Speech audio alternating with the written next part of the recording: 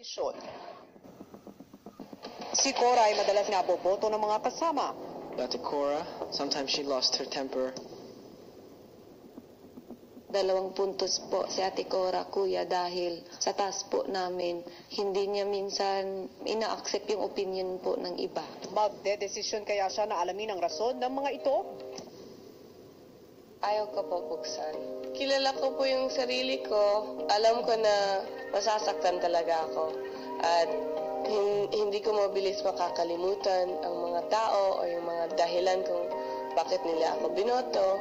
Kahit ayaw ko na mangyari yun, feeling ko magsasama ang loob ko sa kanila. Parang masakit lang.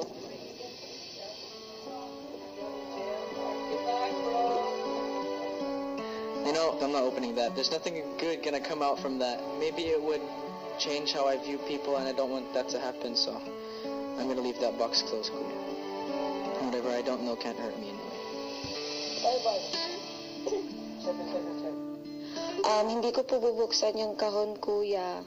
Para sa akin po, Kuya, kahit anong gawin ko, may makikita at makikita silang mali about sa akin. Kung bubuksan ko po yung kahon at malalaman ko po yung sino yung mga taong nagsasabi po ng negatibo about sa akin, ang posibleng mangyayari po doon ay yung improve ko yung sarili ko sa gusto nilang maging ako.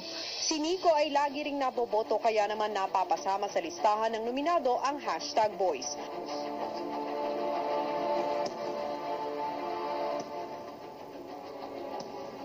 Ano kaya ang magiging desisyon ng dalawa tungkol sa kanilang kahon? Gusto po namin buksan po yan. Yun po yung nakikita kong tama kasi para paalala sa amin na yung mga bagay na hindi namin napapansin ang nakakapansin ibang tao. Para kuya, mabago namin kuya. Sangayon po kay Nico, malaman po namin kung ano yung pwede namin i-improve po at baguhin po. Buksan nyo na. Sisa.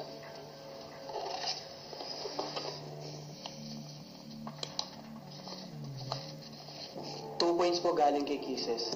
Nung Dragon Balloon Challenge namin, siya po yung pinakaunang nagsuko nung naputol po yung maraming balloons. Alam ko po na ako po yung tinutukoy ni Kisses dito. Aminado naman po ako, kuya, na napikon po ako nung gabi na yun, kuya. Hindi po organize yung leader sa harap at leader sa likod ko, kuya. Kaya dun po ako napipikon, kuya. Pagputulin. 2 points po, galing po kayo. Sinasabihan po ako na hindi marunong magbilang. Siguro kuya, maaaring sineryoso po niya yung biro ko o biro po ni Makoy. Siguro yung pag ganun na mga salita namin, tumatawa lang siya, okay lang sa kanya. Yung pala, iba na po pala yung dating. Siyempre po, sa ngayon, mas mas mag-adjust po kami. Pero di pa rin po magbabago yung tingin namin sa kanya kasi alam namin na may kakayanin pa siya at marami din kaming pwedeng maituro po sa kanya. Last one po kuya. 2 points po galing kay Tanner. I feel like they are my biggest competitors in this house right now. Ano to papuri to. Maganda po yung sinabi niya kuya. Kasi at least tingin po niya sa amin kuya isang magaling na housemate. O pala naming magaling kami. So okay naman po kuya. What is your decision regarding the box?